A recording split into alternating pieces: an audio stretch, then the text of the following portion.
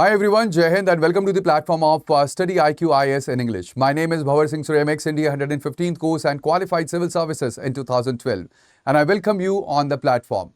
Now in this session, we'll be talking about the resource-rich or the mineral-rich region of India, that is Northeast. And we'll be talking about its hydrocarbon, the renewable energy resources. It has the hydropower as well as the critical energy, or you can say that it is the future energy that we are talking about when it comes to the Northeast region. Now, we'll be talking about this in our complete session, but when it comes to why I'm taking this session, so it is against the backdrop of the recent tripartite agreement that was signed between Assam-Nagaland and the Center for Exploration of the Hydrocarbon. Now, when it comes to Nagaland, so you can see that in 1963, it was given the statehood, and ultimately the boundary delineation dispute began immediately between Nagaland and Assam and also Arunachal Pradesh as well. Now, in 1994, there was escalating border friction that stalled the ONGC operations in the disputed area belt, or DAB that it is called. Now, in 2025, there were security issues where armed skirmishes threatened the ONGC wells in Uriamghat and the Golaghat, and ultimately this is where there is the landmark tripartite agreement that had been signed by or at the MHA or that the Ministry of Home Affairs in New Delhi between Assam, between Nagaland and even the centre as well. Now over here, when it comes to the border belt, so there is the disputed border belt that is there, which is a contested strip of the border which overlaps, there are the overlapping administrative claims when it comes to this region. Now, neither the state, they could agree on the territorial boundaries, stalling the exploration and locking away the natural wealth that is there in the region. The resolution was that it should decouple the resource utilization from the final boundary adjudication to allow the development right now. And we know that there is a constraint that we are talking about the West Asian crisis, and thereby this tripartite agreement that had been signed between Assam, Nagaland and Centre, it is quite essential for our oil exploration. Now, there is the joint action framework that had been announced, and ultimately over here, the first thing is that is the mapping of the area, where the areas of interest will be demarcated spanning over 1,000 square kilometers along the disputed border zone for the exploration.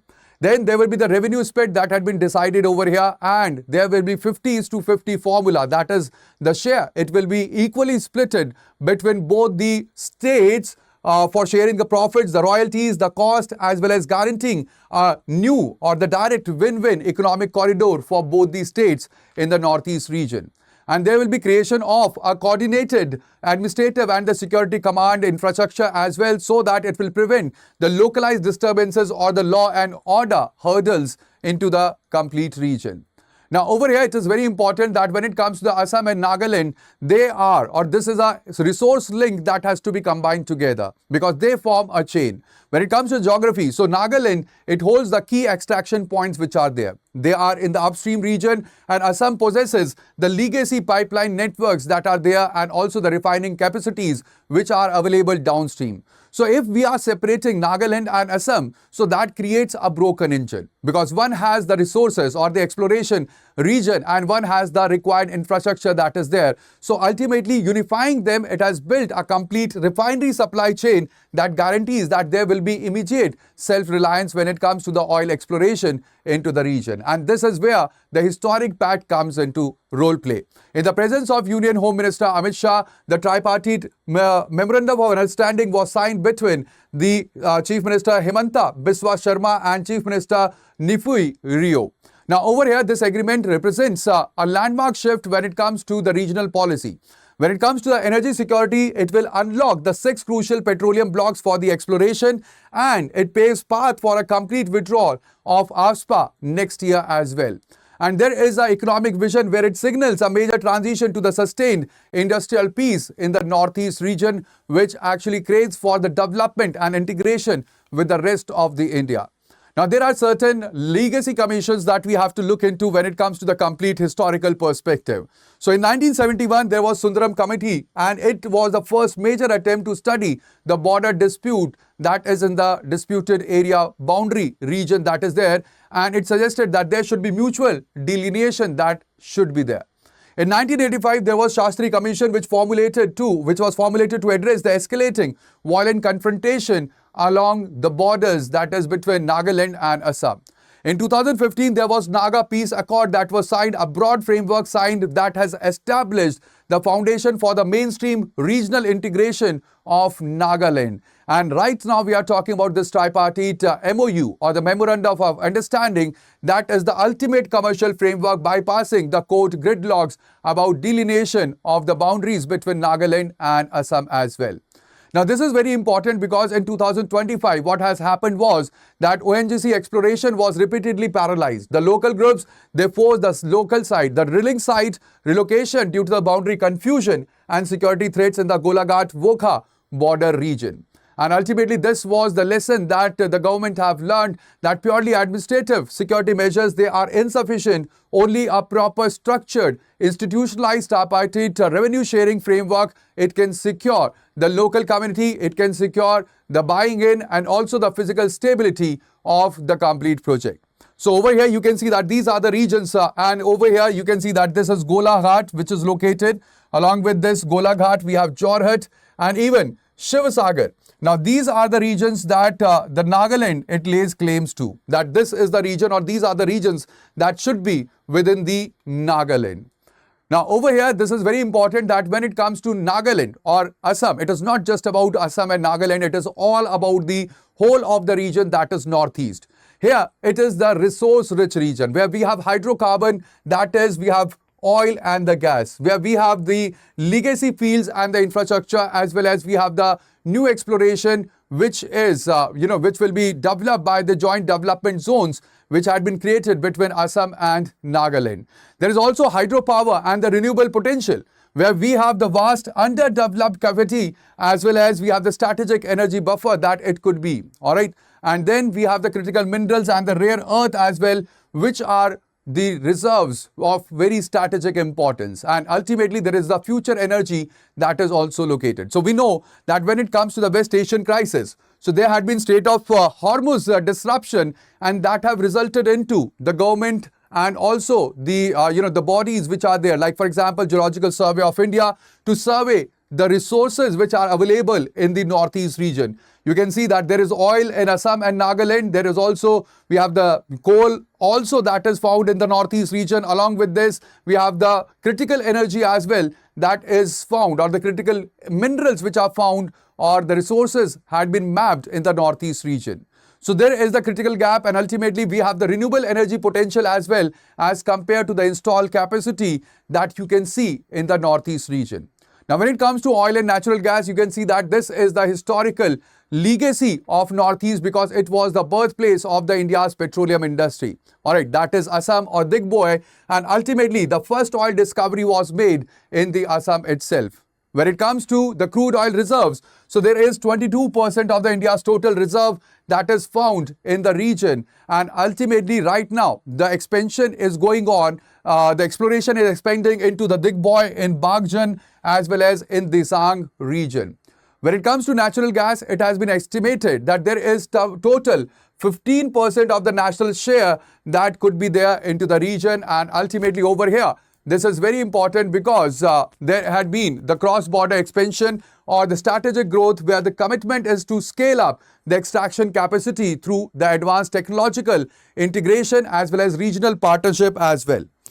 Now, coming to the next important thing, that is the hydropower and the renewable energy resources. So the region had been called as Asht Lakshmi because of the green power. And this name had been given recently by our Prime Minister Narendra Modi. Now, over here, there is the hydropower potential where 40% of India's untapped potential lies over here. And this is the estimate that there is about 129 gigawatt that could be made available with the large-scale hydropower projects across the region. Then comes the wind and the solar energy where there are thousands of the megawatts which had been untapped, and the states like Arunachal Pradesh and Assam, they hold the massive potential for the solar energy generation. And there is net zero ambition as well, like for example, Pakke declaration of Arunachal Pradesh. Now over here, through this declaration, it may happen that the Northeast, it will achieve the net zero targets even before the national targets will be met. When it comes to the critical minerals, so there is rare earth elements, and over 70 million tons are estimated to be located in the northeast region, and there are clean tech minerals lithium, cobalt, graphite and nickel which are estimated to be found over here. Now these are very important for the global energy transition, for the digital infrastructure and for the defense manufacturing as well. So you can see that these are the key findings where vanadium had been discovered. There is 13.79 million tons in Arunachal Pradesh, which is India's first major resource as well. Then graphite had been discovered in Arunachal Pradesh again for 17.89 million tons. The iron had been discovered in Dhubri district of Assam, where it is estimated to be 18.29 million tons. Now, when it comes to statewide distribution, you can see in Arunachal Pradesh, there is vanadium, graphite and the rare earth elements along with lithium that could be found in brine. In Assam, there is iron ore, glass, sand, the placer gold, the rare earth elements along with lithium in the Precambrian gneiss rock formation that is found. Then when it comes to Meghalaya, it is rich in bauxite, limestone, coal and the rare earth elements.